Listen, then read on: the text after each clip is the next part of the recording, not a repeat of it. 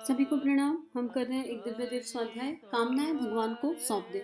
आइए नेत्र बंद करते हैं, प्रभु का आवाहन करते हैं, परम पिता का आवाहन करते हैं, उस गुरु शक्ति का, गुरु तत्व का आवाहन करते हैं और उनसे प्रार्थना करते हैं कि हमारा अंतःकरण निर्मल हो जाए। इसमें वो शिष्य जाग जाए जिस शिष्य को जगाने की बात गुरुदेव ने इस स्वाध्याय में कल और परसों हमसे करी।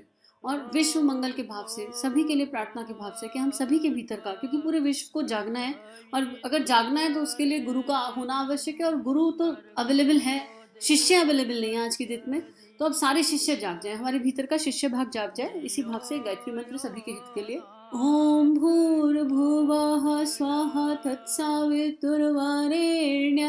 भर्गो देवस्य धीमहि धियो यो नः प्रचोदयात्। गुरुदेव क्या कहते हैं? गुरुदेव ने पिछले स्वाध्याय में बताया कि भाई मेरे पास तो बहुत है, गुरु मैं हूँ, मेरे पास सब कुछ है। तुमने दीक्षा भी ले ली पर अपनी इच्छा नहीं दी। और फिर शिष्य होने की परिभाषा हमें समझाई पिछले स्वाध्याय में कि एक शिष्य क्या होता है। अब गुरुदेव ने बताया कि तुम एक बार ये कह दो कि मैं शिष्य बनने को तैयार हूँ, विवेकानंद की तरह समर्पण कर दो, तो फिर मैं अपना काम करूँ। अब ये करना कैसे है? इसके लिए तप करना पड़ेगा। माँ पार्वती का एग्जाम्पल आया कि सती से पार्वती बनने की यात्रा है, तप करना पड़ेगा। तो अपने गुरु के चरणों में बैठना है और बैठकर लगातार साधना करनी है। कौन सी साधना? जीवन साधना। तो गुरुदेव इसी में कह रहे हैं कि पात्रता का विकास करना पड़ेगा। कैसे विकास करना पड़ेगा? आध्यात्मिकता की राह पर चढ़ना है तो कुछ वैल्यूज और कुछ प्रिंसिपल्स हैं, वो हमारे जीवन में आने चाहिए। हम आध्यात्मिकता की राह पर चलें और प्रिंसिपल्स के साथ कॉम्प्रोमाइज कर लें, वैल्यूज के साथ अपनी ही आत्मा की, तो बात नहीं बनेगी। फॉर एग्जाम्पल गांधी जी का प्रिंसिपल था, उन्हें सत्य बोलना था, तो उन्होंने अपने इस वैल्यू, इस प्रिंसिपल के साथ कॉम्प्रोमाइज नहीं किया, राइट। और अपनी आत्मा का सत्य, संसारिक सत्य की बात नहीं कर रहे, ऐसा सत्य जो किसी को नुकसान पहुंचा दे, जो आध्यात्मिक दृष्टिकोण से सत्य है उस सत्य की बात कर रहे हैं, जो धर्म के हिसाब से सत्य है उस सत्य की बात कर रहे हैं। तो हमको अपना एडिशन अपने गुरु के भाव के साथ करना पड़ेगा, जोड़ना पड़ेगा और अपनी पात्रता की प्रामाणिकता भी देनी पड़ेगी। प्रामाणिकता क्यों देनी पड़ेगी भाई? एक 5 साल के बच्चे को माँ कभी 500 का नोट नहीं देगी ना मार्केट जाके कि मार्केट चले जाओ, 500 का नोट है, सामान ले आओ। क्यों? पता है कि बच्चा 5 साल का है, 500 का नोट खराब हो जाएगा और बच्चा भी खो जाएगा। ये भी पता है कि बच्चा मार्केट जाने लायक नहीं है, खो जाएगा। एक 15 साल के बच्चे को माँ 100 200 300 तक का नोट दे सकती है। बच्चे की पात्रता पे डिपेंड करता है। कई बार 15 साल का बच्चा ज्यादा समझदार हो जाता है तो उसे 1000 का नोट भी पकड़ाया जा सकता है। तो देखना पड़ता है ना एक माँ को देने से पहले कि मैं बच्चे को क्या दे रही हूँ। तो यहाँ तो हमको आध्यात्मिक अनुभूतियां मिलने वाली हैं, अनुभव मिलने वाले हैं, अध्यात्म की गहराई गुरुदेव देने वाले हैं। तो फिर उसमें उनको ये तो चेक करना पड़ेगा ना कि कौन किस लायक है। पता चला उन्होंने घी दिया भी और हमने वेस्ट कर दिया। हमको ना खुद यूज करना है और दूसरों के गिरने का और इंतजाम कर दिया, क्योंकि वो नीचे गिर गया, चुन्नी ले आए थे, फैल गया था नीचे, अब जो उस पे से जाएगा वो फिसल जाएगा। तो खुद का भी नुकसान कर रहे हैं, औरों का भी नुकसान कर रहे हैं आध्यात्मिक अनुदान मिलने से। इसलिए प्रामाणिकता की चेक होती है, इसलिए प्रामाणिकता की जांच करनी पड़ेगी। बिल्कुल वैसे ही कि स्वाति नक्षत्र का पानी जो है, सूप जो है, बूंद सीप में गिरती है और मोती बन जाता है, लेकिन हर जगह तो मोती नहीं बनता ना।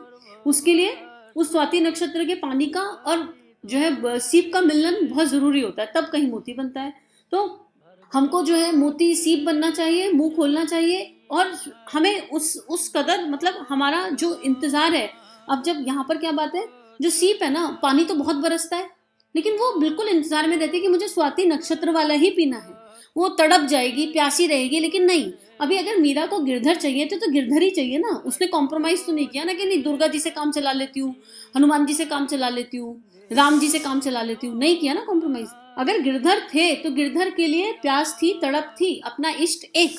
तो बिल्कुल वही वाली बात है कि हमें गुरु चाहिए, हमें गुरुदेव चाहिए। हमारे गुरु कोई भी हो सकते हैं, गुरु शक्ति हमारी कोई भी हो सकती है, तो बस वो चाहिए। और फिर हम वहां पर स्थिर हैं, तटस्थ हैं और हम उनका इंतजार करेंगे कि वो कब आएंगे और हम उसी के रास्ते पे चलते जाएंगे। भाई एकलव्य को गुरु द्रोणाचार्य चाहिए थे तो चाहिए ही थे ना। कर्ण को एक ऊंचा गुरु चाहिए था तो चाहिए ही था। वो अगर उसे द्रोणाचार्य नहीं मिले तो उसने परशुराम को गुरु बना लिया। तो हमारे मन में वो लगन होनी चाहिए। तो यही बात गुरुदेव कह रहे हैं, पात्रता होनी चाहिए। उसके बाद बरसात होती है तो किसी बर्तन में केवल उतना ही पानी जमा होता है जितना उसमें जगह हो। तो वही कैपेसिटी अगर 500 वाट की है तो 5000 वाट का करंट तो नहीं मिल सकता। तो हमको अपने बर्तन का साइज बढ़ाना है, अपनी पात्रता को बढ़ाना है। तो भगवान की कृपा, भगवान के अनुदान, अनुग्रह, गुरु का आशीर्वाद सब हमें मिलता रहेगा और उसके लिए उसके लिए एक आध्यात्मिक सिद्धांतों को जीना पड़ेगा, जैसे यम, नियम, आसन, प्राणायाम, समय का सदुपयोग, डिसिप्लिन, साधना, किसी का गलत ना सोचना, हमेशा श्रेष्ठ चिंतन, श्रेष्ठ विचारों का होना, भावनाएं तो प्रेम, करुणा, संवेदना से एकदम लबालब भरी भी होनी चाहिए, और वाणी मीठी होनी चाहिए। बहुत सारी चीज़ें हैं जो हमको पता है कि हमारे अंदर होना चाहिए। किसी के लिए कोई बुरा भाव ना आए, सेवा करने के लिए तैयार रहें, रोज सत्संग करें, स्वाध्याय का समय निकालें, कितनी सारी चीज़ें हैं जो हमको पता है। तो हमको उन सबको धारण करना है, उन सारे दिव्य गुणों को धारण करना है, उनको धारण करके अपने गुण कर्म स्वभाव में उतारना है। और धारण करने की शक्ति कहाँ से मिलेगी? धारण करने की शक्ति मिलेगी अपने संकल्प बल से, अपने आत्मविश्वास से और श्रद्धा और विश्वास से। हमारी श्रद्धा विश्वास डगमग नहीं होनी चाहिए। गुरुदेव आशीर्वाद देते हैं, हम कहते हैं कि नहीं आप आशीष दे दो तो सब हो जाएगा। तो भाई आपको आशीर्वाद मिल गया स्वाध्याय के रूप में, ये किताबें आप तक आ गई, अब ये आशीर्वाद ही है और इसमें कुछ कुछ कहा जा रहा है। अब एक माँ जब बच्चे को सिखाती है तो बच्चे से कहा भाई 100 स्टैंडिंग लाइन बनाओ। अब बच्चा बैठा रहे, नहीं मैं तो बनाऊंगा नहीं, तो कृपा हो गई कि इन्फॉर्मेशन है, स्टैंडिंग लाइन कैसे बनती है सिखाया गया, ये बताया गया। अब बच्चे को पेन उठाना है, उसमें भी शुरू में माँ अपने हाथ से पेन उठवा के बनवाती है लाइन, एकदम कॉपी कॉपी कॉपी करके। फिर जब बच्चे को कहती है कि अब तुमको 100 बनानी है, अब बच्चा अभ्यास ही ना करे तो क्या करे माँ? फिर माँ वही बैठी रहेगी, रोज आएगी, फिर रोज कहेगी, अगले दिन वही होमवर्क हो जाएगा, आज भी 100 बनाओ, चलो तुमने बनाई नहीं फिर से 100 बनाओ। तो हम वहीं अटके रहते हैं, हमने एक भी बनानी शुरू नहीं करी। और यहाँ बच्चा अगर प्रयास करता है तो माँ हेल्प करती है। मान लो बच्चे से 100 नहीं बनी पर उसने कोशिश करी, उसने 20-25 बनाई, तो फिर माँ मोटिवेशन और अप्रिशिएशन भी तो देती है ना, अरे वाह मेरे बच्चे ने 20-25 तो बना ली, चलो कोई बात नहीं, तुम कल और अच्छा करोगे, मुझे पता है।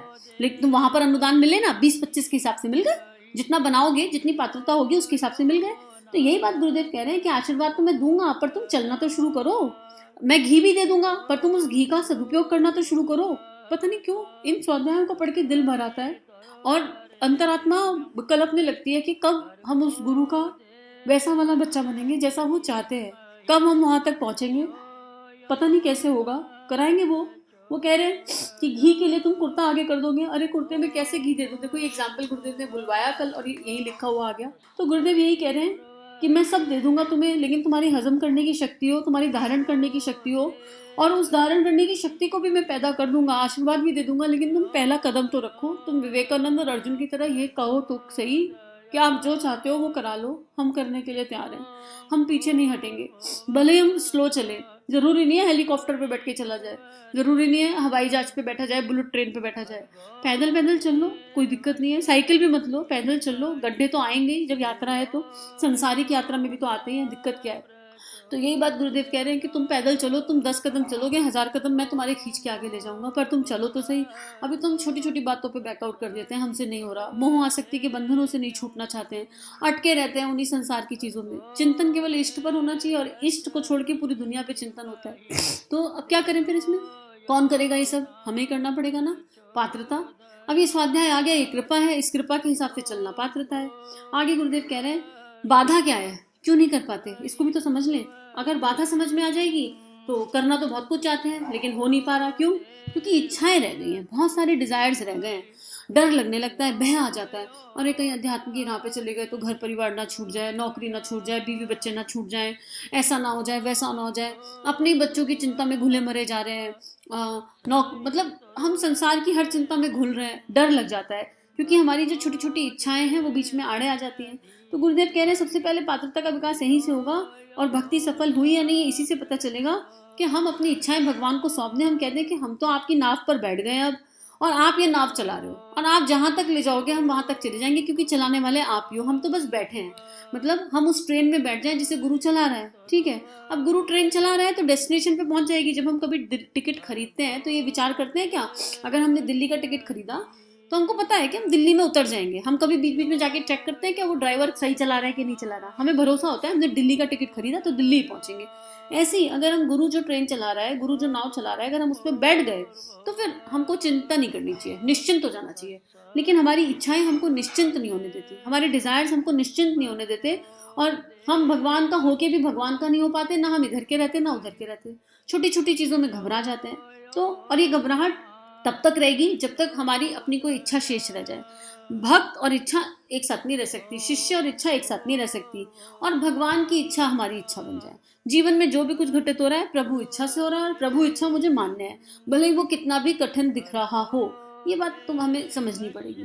अब गुरुदेव कह रहे हैं कि हम कहें कि गुरुदेव, हे प्रभु, हे परमात्मा, हे मेरे इष्ट, आप मुझे चला लो, आप मेरे जीवन की नीति का निर्धारण कर लो, आप मेरे विचारों को, दृष्टिकोण को नया बना दो, इनका नवीनीकरण कर दो, और आपके जो आदर्श हैं, आपके जो सिद्धांत हैं, आपने जो शास्त्रों में बताया है, जो आपने जीवन जीकर दिखाया है, हम उसके अनुसार जीवन जी सकें, ऐसा कुछ कर दो। स्वयं गुरुदेव का जीवन देख लीजिए, राम का जीवन देख लीजिए, श्री कृष्ण का जीवन देख लीजिए, कोई भी भगवान बुद्ध का जीवन देख लीजिए, जिनको भी अवतारी सत्ता माना गया है, सबके जीवन देख लीजिए, तो हमारे पास आदर्श भी है, कैसे चलना चाहिए, कैसे जीना चाहिए, हमको ये पता भी है।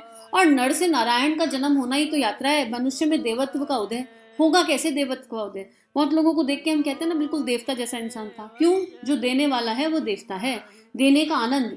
तो गुरुदेव ये कह रहे हैं कि ये वाला योग साध लो। हम कहते हैं नहीं नहीं, हम तो जो है अनुष्ठान करते हैं, साधना करते हैं, योग करते हैं, शीर्षासन पे घंटों खड़े रहते हैं, और सिर के तो शीर्षासन पे खड़े होकर सिर के बल चलना तो शुरू नहीं कर देते। गुरुदेव कह रहे हैं ये कोई नटवरी का खेल नहीं है कि हम बाहर के नाटक करें, हमने 2 साल मीठा नहीं खाया, नमक नहीं खाया, अरे हम तो तपस्वी हो गए।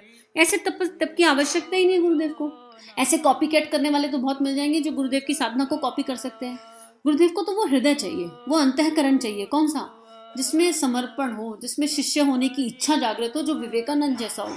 वो वाला हृदय गुरुदेव ढूंढ रहे हैं, जो करुणा संवेदना से भरा हुआ हो, जो दूसरों की पीड़ा देखकर द्रवित हो जाता हो, जो दूसरों की पीड़ा देखकर जिसके आंसू बह जाते हो। गुरुदेव वो हृदय ढूंढ रहे हैं, ऐसे हृदय चाहिए गुरुदेव को। तो हमको ऐसा योगी बनना है कि हम अपने गुरु के प्रेम में, हमें गुरु के प्रेम से योग हो जाए, हमारा प्रेम योग हो जाए अपने गुरु के साथ। तो गुरुदेव कह रहे हैं कि एक एग्जाम्पल गुरुदेव और भी दे रहे हैं यहाँ पर। गुरुदेव कह रहे हैं कि हमने अपने गुरु को भगवान माना और उनसे कहा कि आप हुक्म दीजिए, हम आपके साथ चलेंगे। और 50 वर्ष हो गए, ये जब प्रवचन गुरुदेव ने दिया तब 14 वर्ष की उम्र से आज 50 वर्ष हो गए, और आज हम 67 वर्ष की उम्र तक हमारे मन में कोई दूसरा ख्याल नहीं आया इसके अलावा। किस ख्याल के अलावा? दादा गुरुदेव को फॉलो करना है, जो दादा गुरुदेव कह रहे हैं वो करना है, इसके अलावा कोई तीसरा ख्याल नहीं आया। और एक ही ख्याल आया, उत्तर की तरह मुंह करके ये पूछते कि हमारे मार्गदर्शन आज हमारे लिए क्या हुक्म है बताइए। और साथ में क्या कहते हैं? समर्पण की पराकाष्ठा देखिए। जितनी भी हड्डियां, मांस बचा हुआ है, जितना भी धर्म, जितनी भी क्षमता हमारे अंदर बची हुई है, जो भी हमारी प्रतिभा है, सब आपकी दी हुई है, उसे अपने खेत में लगा लीजिए। इसके अलावा कुछ सोचा ही नहीं, और कोई चिंतन ही नहीं। सोचो क्या श्रेष्ठ चिंतन होगा कि अगर हम ये चिंतन भी कर लें तो बात बन जाएगी। हम सुबह, दोपहर, शाम, रात केवल एक ही बात सोचते रहें, गुरुदेव हमारा ये जीवन आपका दिया हुआ है, इसे अपने काम में लगा लो। हमारे भीतर की वो निष्ठा जगा दो, श्रद्धा जगा दो, हमारे भीतर वो शक्ति जगा दो, हमारा ट्रांसफॉर्मेशन कर दो। आप ही कर पाओगे, हमसे नहीं हो पाएगा। और अगर हम ये नॉन स्टॉप यही चिंतन करते रहे, ये पुकार है, भक्ति की पुकार है, ये एक भक्त बनने की, एक शिष्य बनने की पुकार है। अगर ये पुकार भी हृदय से निकल जाए तो उससे ज्यादा श्रेष्ठ कुछ भी नहीं है। आज के लिए इतना ही। हम सभी का जीवन गुरु शक्ति के दिव्य सूक्ष्म सानिध्य में मंगलमय है। सभी के लिए बहुत सारी प्रार्थना।